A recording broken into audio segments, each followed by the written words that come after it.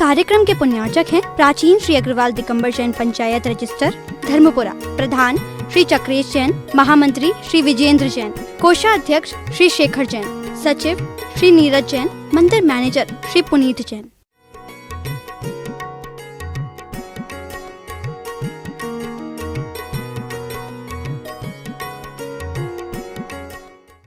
एक बहुत अच्छा एक मंदिर में दोहा पड़ा। एक सम्यक दृष्टि की दृष्टि कैसी होती है, उसकी आस्था, उसकी विशुद्धि किस प्रकार उस दोहे में दर्शाई है। उसमें लिखा था, चक्रवर्ती की संपदा इंद्र सरीखे भोग। चक्रवर्ती की संपदा इंद्र सरीखे भोग, ताके बीच समय गिनत है, सम्यक दृष्टि लो। कैसे? जैसे काक की बीट आपके ऊपर गिर जाए तो क्या करते हो आप? स्नान करते, अरे भैया आज के सबको होने वाला है। काक बीच सब गिनत है, किसको? चक्रवर्ती की संपदा। कितनी संपदा है चक्रवर्ती के पास? 6 खंड का अधिपति। 6 खंड कितने मालूम ना? जितने में तुम्हारा एक खंड नहीं, पूरा भारत तो क्यों आरी खंड में आ गया। और 5 विदेश का स्वामी और है। इतनी चक्रवर्ती की संपदा है। और इंद्र सरी के भोगों की अगर तुम्हें प्राप्ति देखना हो, भोगों की अगर तुम्हें सार सही देखा है, इंद्रिय सुख अगर किसी के पास है, इंद्रिय सुख किसे कहते हैं? ऐसा इंद्रिय सुख जिसमें कोई दुख का अनुभव ना हो, वो देवों के पास ही होता है। क्यों होता है देवों के पास? देवों के पास इसलिए बताया है क्योंकि देवों का शरीर जो होता है वो दिव्य शरीर होता है। और दूसरी विशेषता क्या है? देवों को भोगों को पाने के लिए कोई ज्यादा मेहनत नहीं करना पड़ती है। जैसे तुम्हारों को कितनी मेहनत करते हो आप? कितना कर्म करते हो? महाराज पैसा कमाओ आज के समय में आसान नहीं है। पैसे वालों से पूछे, भैया एक पैसा कमा में कितने परेशान होते हो? जब आराम से सबसे बैठ के खाते हैं, कमाओ नहीं तो खाओ कैसे? एक आ जाता है, कमाएंगे नहीं तो खाएंगे क्या? क्यों? क्योंकि आप कर्मभूमि में हो, आपके पास अभी इंद्रिय सुख पूर्ण नहीं है। आपके पास इंद्रिय सुख की पूर्णता है ही नहीं है। इंद्रिय सुख की पूर्णता अगर कहीं पर है तो वो है देवों में, और उसमें भी कल्पवासी देवों में लेना। वहां अब होता है कि उनको किसी प्रकार का शारीरिक कष्ट नहीं होता। कभी कभार आप लोगों को क्या है, इंद्रिय सुख भोगों को भोग तो खूब भरपूर है, लेकिन शारीरिक जो कितना है कि तुम्हारे लिए भोगों को भोग की सामग्री तो भरपूर मिली है, लेकिन भोगने की क्षमता नहीं मिली। आपके पास भोगने का वीरांतरा गर्भ का क्षयोपशम नहीं हुआ। अगर वीरांतरा गर्भ का क्षयोपशम हो तो आप भोगों को भोग सकते हो, और वीरांतरा गर्भ का क्षयोपशम नहीं है तो सामग्री सामने रखी है, सब कुछ रखा हुआ है। डॉक्टर कहता है कि हाथ मत लगा देना, नहीं तो चक्कर आ जाएंगे, शक्कर को देख मत लेना, नहीं तो क्या हो जाओगे? सीधा स्वर्ग की यात्रा हो जाएगी। इसलिए भैया क्या करो, अच्छी मेथी की सब्जी खाओ, मिठाई की सब्जी खाओ, मेथी अच्छी सूखी सूखी, कड़वी कड़वी सूखी है, तनगरों की सूखी। महाराज खाद खाद कब तक खाएं, या तो बताओ। लोग भी सोचते हैं। एक दिन एक व्यक्ति आए, ऐसे उसको शुगर की बीमारी, वो हमारे तुम्हें सुना होगा, इतनी इतनी शुगर की बीमारी। महाराज भोजन के पहले एक तो फाकी काय के लिए सबसे पहले कोई तो कहते भैया मधुरम, आद्यम मधुरम, अंतम मधुरम, भोजन का एक सिद्धांत बताया है। जब भी भोजन करो, शुरुआत उस पर लिखा है आयुर्वेद, आद्यम मधुरम, मधुर से प्रारंभ करो, अंतम मधुरम। ये मत सोचो कि मिठाई ही मधुर होता है। कई लोगों ने नहीं उसको कहा है नहीं मिठाई भी होना चाहिए मधुरम में, नहीं। मधुरम का बहुत सारे जो मधु है, जो सौम्य रस हो, उसको मधुरम में कहा जाता है। आद्य मधुरम, अंत मधुरम, बीच में सब। लेकिन शुगर वाले को क्या कहा जाता है? आद्य कड़वम, अंत कड़वम। शुरुआत कैसे करो? करेले के जूस से करो, मेथी की फाकी लेके करो। वो नहीं है तो क्या होगा? शुगर तुम्हारी बढ़ जाएगी,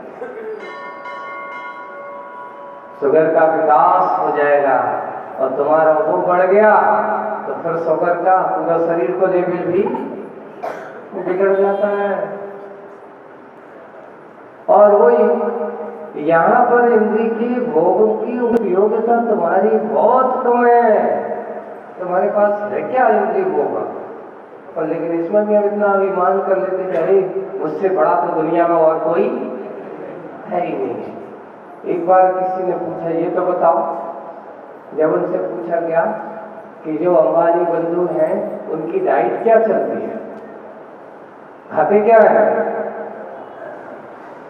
वो एक बार मैंने पढ़ा था, एक वो जो धीरू भाई अंबानी है, जो है ना उनके पिताजी, उसके डाइट के बारे में आया और पढ़ा, और पढ़ करके जब पता है तो वो खाता क्या है?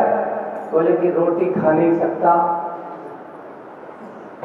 सीधी खाना है तो काय में खाना है? मूंग की दाल भी पानी में गला के खाना है। यानी उसके अंदर पचाने की इतनी क्षमता भी नहीं थी।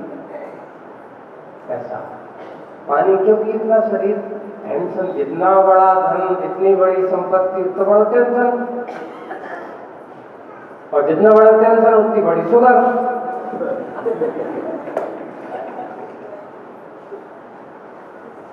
इससे अलावा और क्या मिलने वाला है? स्पष्ट कहते हैं, डॉक्टरों से पूछा शुगर की बीमारी का मेन कारण क्या है? मानसिक टेंशन है। आप बहुत संकलेश करो, बहुत सोचो, बहुत सब कुछ करना है, और अगर तुम्हें शुगर की बीमारी की दवाई एक ही है, टेंशन फ्री, जैसे शुगर फ्री होता है, शुगर फ्री की जगह आप शुगर फ्री मत खाओ, अच्छा मीठा खाओ, लेकिन सबसे पहले अपने दिमाग को कैसे कर लो? Tension free. कैसे होगा? ये बहुत बड़ी बात है, ये बहुत बड़ी महत्वपूर्ण बात है कि टेंशन फ्री होने का अर्थ अपने आप को हल्का समझना। अरे किसकी चिंता लेकर के ढो रहे हो? किस किस की चिंता लेकर के जियोगे, और किस किस की चिंता लेकर के तुम अपना जीवन जियोगे? अरे जीना है तो वो जियो। आज तक दुनिया में जितने भी संसारी आत्माएं हैं, अपने होकर के कोई नहीं जीता, सब जोते हैं। किसकी जीते? अब फलाने को ऐसा करना है, बेटे को ऐसा करना है, बिटिया को ऐसा करना है, भैया को ऐसा करना है, पत्नी ने ऐसा कहा है ना, माता पिता ने ऐसा कहा है, सबको करना है, करने करने में लगा रहता है, पराया हो जाता है। अपना कब होगा? तुम अपने कब होगे ये बताओ। जिसने अपनेपन को जाना है वो ही अपनापन हुआ है। मात्र पराये पद में परेशान ये संसारी आत्मा, इतना ही है। क्या करें महाराज, अगर हम ऐसे नहीं जिए तो घर गृहस्थी चलेगी कैसे, दुख व्यवहार चलेगा कैसे? आप लोगों को कहना बहुत आसान होता है, बात सही है, लोगों को कहना बहुत आसान होता है। क्यों? ऐसा है, बुंदेलखंड में कहावत है, करी न खेती परे न फन, तुमका चालो मूलक्षण। जिनने खेती ना करी हो और जिनके फेरे ना पड़े हो, वे तो कहाँ है? तुम्हारों की अपेक्षा से तो हमारा मूर्ख है, क्योंकि तुम लोग समझदार हो, है ना? खेती करने वाले, खेती नहीं, किसानी नहीं कर, तो दुकान बड़े बड़े बिजनेस करने वाले और सबके घर गृहस्थी है। अब तुम लोगों के काम धंधे बहुत हैं, तो तुम लोगों की अपेक्षा हम मूर्ख हैं और हमारी अपेक्षा से तुम एक दूसरा से मूर्ख। हम किस मूर्खता में पड़े हैं समझ लेना। एक कौन सा मूर्ख बनना अच्छा है, जो वाला मूर्ख बनना अच्छा है तो वो वाला मूर्ख बनना अच्छा है। आप तो कहोगे महाराज आप ही वाला मूर्ख अच्छा है, बस सत्य ही है। परेशानी का कारण लोगों की जो अगर कोई होते हैं तो वो होती उसकी अपनी मानसिक सोच, उसकी अपनी मानसिकता, वही परेशानी का कारण है। बस इतना अगर हमने समझ लिया कि मेरा क्या है, मेरा अपना स्वभाव क्या है, मेरी अपनी परिणति क्या है, मुझे करना क्या था, मैं कर क्या रहा हूं। अरे मैं सोचो, जो मुझे करना था, आए थे हरि भजन को होटल लगे कपास, सोचा था भगवान कि मुझे एक बार मनुष्य पर्याय मिलेगी,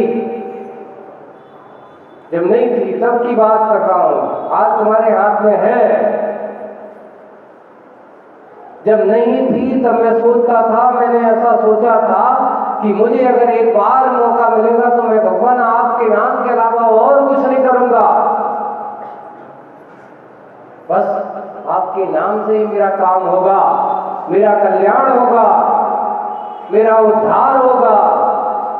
लेकिन हम यहाँ आए, भगवान मिले, अच्छे मंदिर मिले, अच्छा जिनालय मिला, अच्छा क्षेत्र मिला, अच्छा वातावरण मिला, सब कुछ मिला, बस अंतर इतना है कि हमारा मन ना मिला।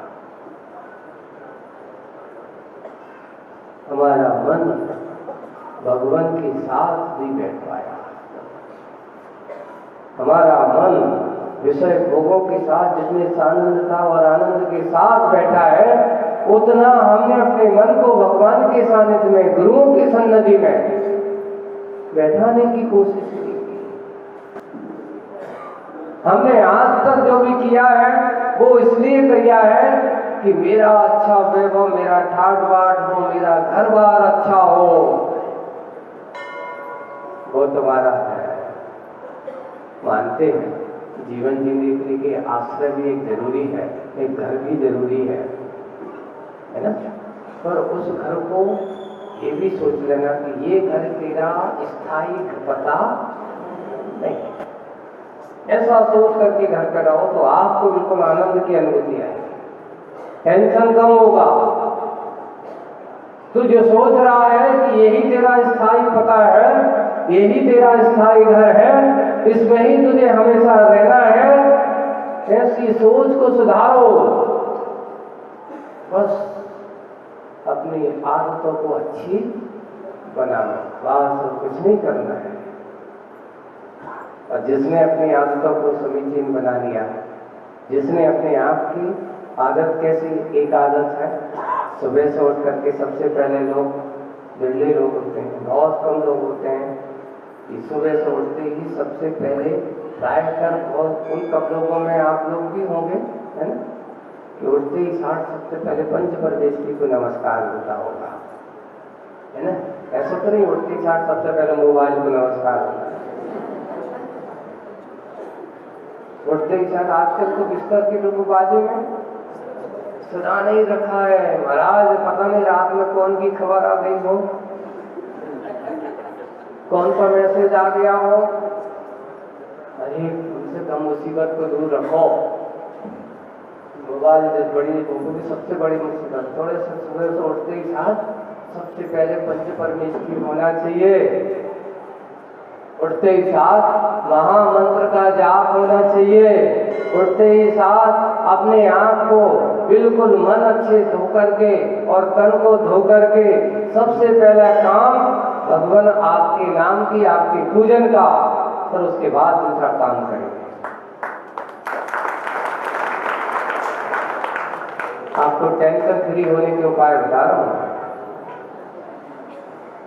इसका आप ये मतलब पूजन करना कोई सामान्य बात नहीं है। आप लोग सोच रहे हैं तो हम वर्षों से करते आ रहे हैं। एक बार ऐसा सोच करके करो कि ये बहुत बड़ा कार्य है, इससे मेरी अनेक बाधाएं दूर होंगी, ये मेरे जीवन की सबसे बड़ी औषधि है, ये मेरे जीवन की सबसे आनंदमय बनाने की सबसे बड़ा उत्तम क्षण है। ऐसा सोच करके भगवान की पूजन करो। जिस समय आप ऐसे आनंद भाव के साथ भगवान की पूजन करोगे, ये क्षण मुझे मिला है, मौका मिला है इस मदद पर्याय को सार्थक बनाने का, पता नहीं फिर मिले कि नहीं मिले। मौका आया है तो मौका हाथ से जाने मत दो, है ना। दौल समन चेत सदाने काल वृथा सब मत खो, ये नर भो फिर मिलन कठिन है जो सम्यक नहीं हो।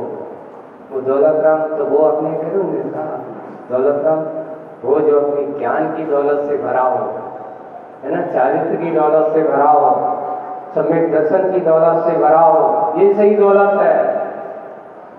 ये बाहर की दौलत तुम्हारी, अरे सम्यक दर्शन की महिमा और सम्यक दर्शन की संपत्ति जिसके पास हो, उसके पास उस दौलत से बड़ी दुनिया की और कोई दौलत। इसलिए वहां लिखा सम्यक दृष्टि गलत है, काव्य गीत समगलत है, सम्यक दृष्टि लो। चक्रवर्ती की संपदा इंद्र सरी के हो, ये है वास्तविक सही। अरे इसके लिए मैं दुनिया के सामने हाथ फैलाऊं नहीं, भगवान के सामने हाथ जोड़ो, दुनिया के सामने हाथ फैलाने की जरूरत नहीं पड़ेगी। सच्चे वीतरागी के पास, अच्छे सच्चे देव साधुओं के पास जिसने हाथ जोड़ के खड़ा हो, उसके सामने कभी दूसरों से मांगने के लिए कहना नहीं पड़ता कि भैया मुझे ऐसा दे दो। क्यों? पुण्य सत्ता में होता है तो परिग्रह तो चारों ओर उसकी घूमता फिरता है। भैया ऐसी पुण्यशाली व्यक्ति के साथ ही मैं रहना चाहूंगा।